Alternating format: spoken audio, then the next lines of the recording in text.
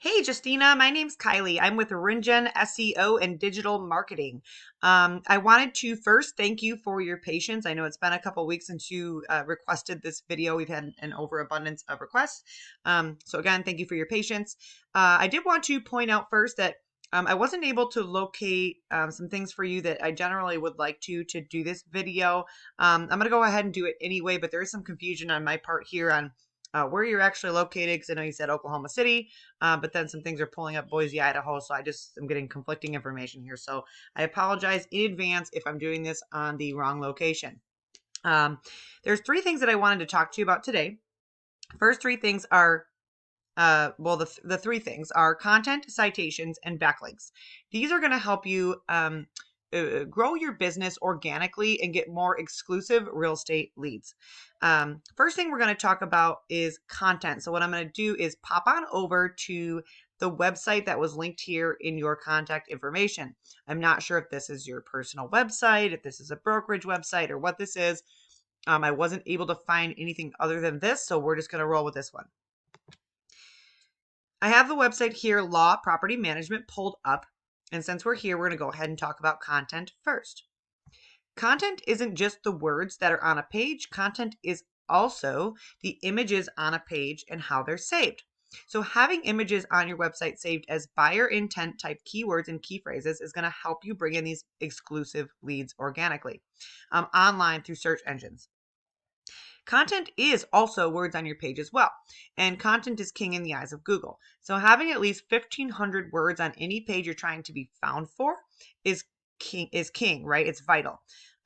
Real estate sites can be a little bit tricky when it comes to content and the amount of it. So some themes or real estate themes on websites don't really allow for 1,500 words. It just kind of makes it look goofy because you're trying to jam stuff in there that shouldn't be in there.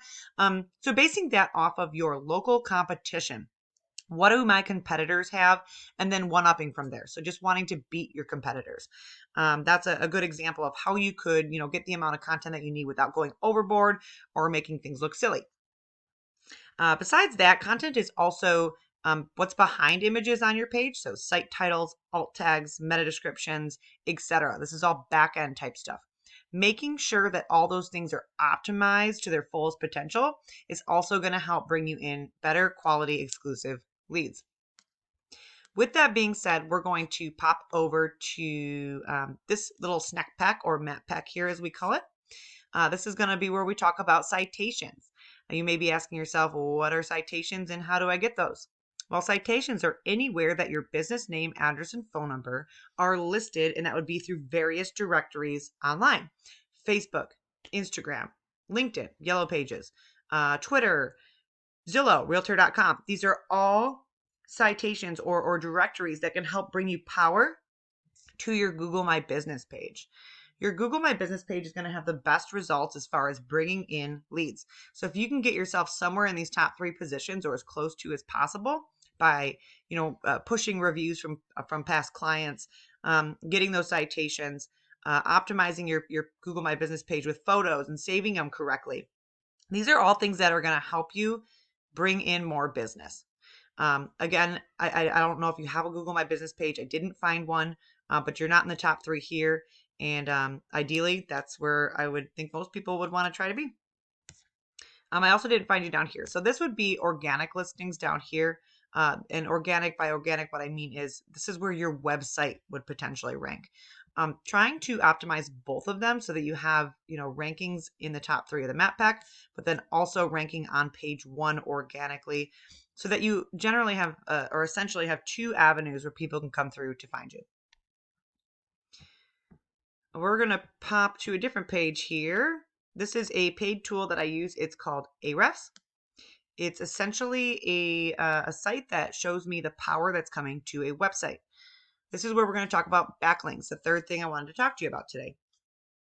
Backlinks are not all created equal. So making sure that you're pulling from relevant sites that are relative to the real estate industry, and making sure also that you're not pulling from spammy websites. So, websites that are spammy to Google or we don't need to go into what spammy is. I'm pretty sure you know, but and then relevance. So You wouldn't want to put your link to your real estate website on a tire company, right? Um, a backlink is one website linking to another website, telling Google, hey, Google, this site is trustworthy. That hopefully explains enough to you to go, okay, right. So I wouldn't want to put links on sites, or maybe I want to be more careful on where I'm putting links. This DR here, so your domain rating is a little bit low, and that's what leads me to believe some of these referring domains might be spammy. So going through, and you only have 6. So I don't think much has been done on here, if anything, really at all. Um, some competitors locally in the area might have 100 or 200 referring domains and 2,000 backlinks. So making sure that you're doing that correctly.